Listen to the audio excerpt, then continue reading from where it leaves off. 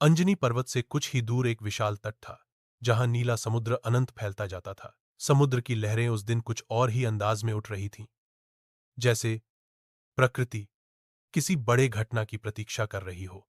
बाल हनुमान अपने वानर साथियों के साथ तट पर खेल रहे थे।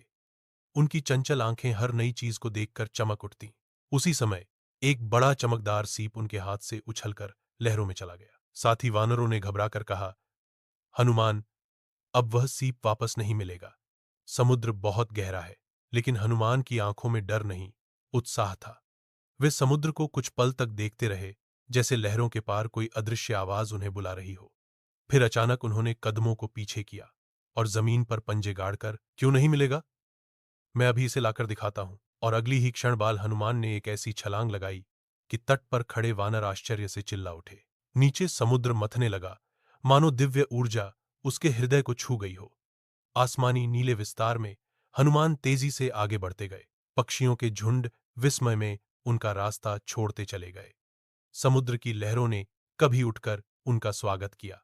कुछ देर बाद वह समुद्र के बीच में पहुंच गए, जहां पानी बिल्कुल शांत था, जैसे स्वयं समुद्र भी उन्हें प्रणाम कर रहा हो। यहीं लहरों के बीच एक दिव्य प्रकाश उठा।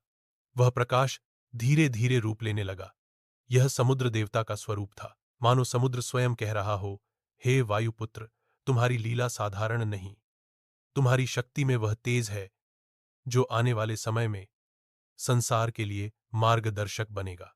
हनुमान उस प्रकाश को देखते रहे, छोटे पर दिव्य बालक की चमक उसमें परावर्तित हो रही थी। समुद्र ने धीरे से उनका खोया सीप सतह पर उठा दिया। हनुमान मुस्कुराए, उसे उठाया और फिर उसी गति से तट की ओर उड़ चले। जब वे वापस उतरे तो पूरा वानर समुदाय उन्हें देख दंग रह गया। किसी ने सोचा भी नहीं था कि इतना छोटा बालक इतनी विशाल दूरी हवा में पार कर सकता है। अंजनी भी दूर से आती दिखाई दी। उनकी आंखों में आश्चर्य और गर्व एक साथ चमक रहा था।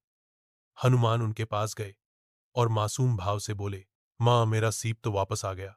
देखा?